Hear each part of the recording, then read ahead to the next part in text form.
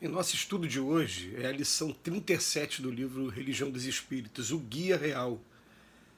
Na procura de orientação para a conquista da felicidade suprema, com base na alegria santificante, lembra-te de que não podes encontrar a diretriz integral entre aqueles que te comungam a experiência terrestre, nem na tribuna dos grandes filósofos, nem no suor dos pioneiros da evolução, nem na retorta dos cientistas eméritos, nem no trabalho dos pesquisadores ilustres, nem na cátedra dos professores distintos, nem na veste dos sacerdotes abnegados, nem no bastão dos pastores experientes, nem no apelo dos porta-vozes de reivindicações coletivas, nas ordenações dos administradores mais dignos, nem nos decretos dos legisladores mais nobres, nem no verbo flamejante dos advogados do povo, nem na palavra dos juízes corretos, nem na pena dos escritores enobrecidos, nem na força dos condutores da multidão, nem no grito contagioso dos revolucionários sublimes, nem nas arcas dos filantropos generosos, nem na frase incisiva dos pregadores ardentes,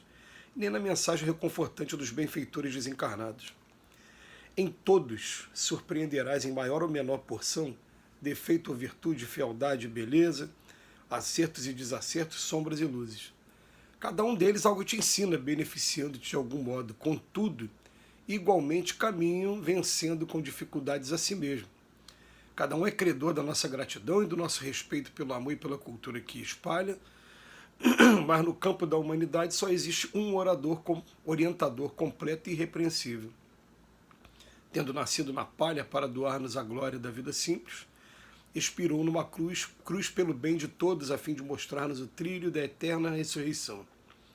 Sendo anjo, fez-se homem para ajudar, e, sem cofres dourados, viveu para os outros, descerrando os tesouros do coração.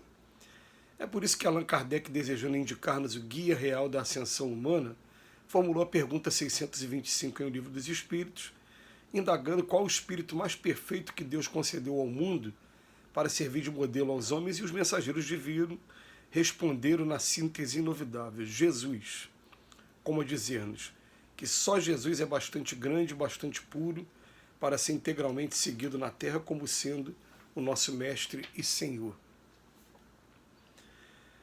A gente tem que estar sempre tendo contato com lições como essa, para a gente entender uma coisa. Aqui no mundo, seja na prova da riqueza, seja na prova da miséria, seja na prova da autoridade, seja na prova daquela pessoa que teve oportunidade de adquirir cultura e conhecimento, todos nós ainda somos espíritos falíveis, todos nós ainda somos espíritos muito imperfeitos, mais recém-saídos da origem do que perto do porto de chegada.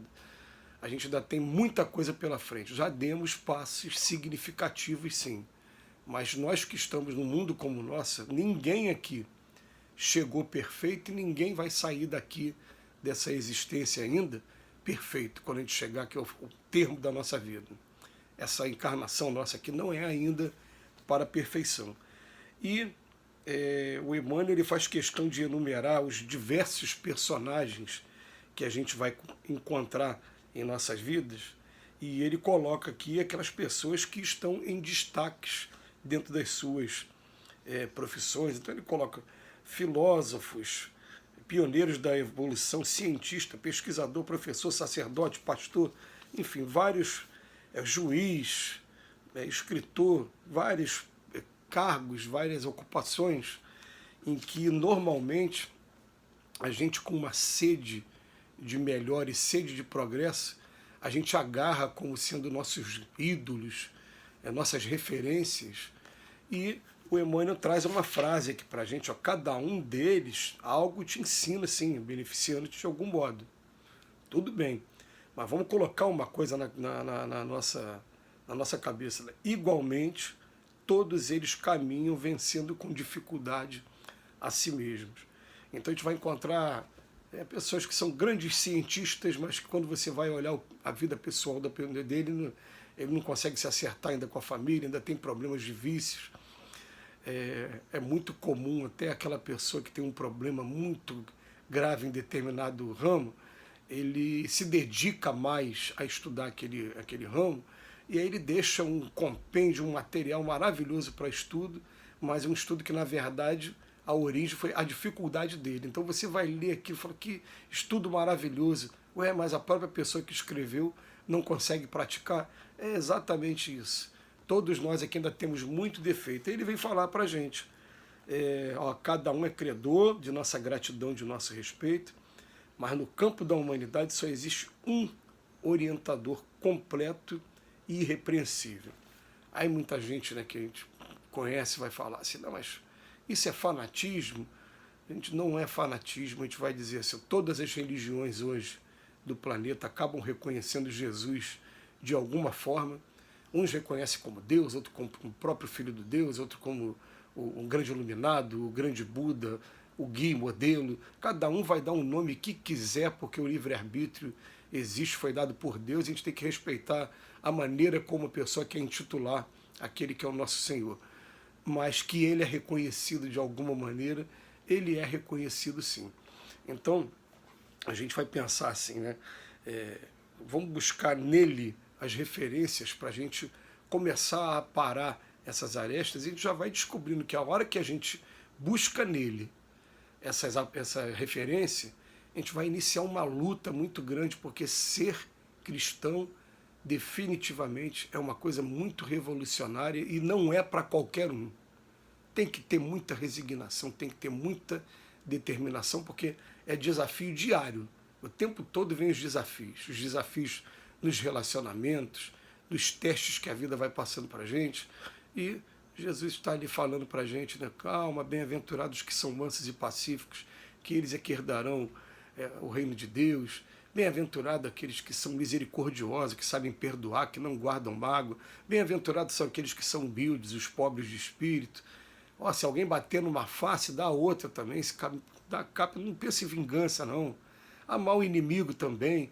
Quer dizer, é revolucionário demais dentro da etapa evolutiva que a gente vive, porque a gente ainda vive muito mais próximo da defesa que o animal tem normalmente do que da racionalidade, do amor a todos.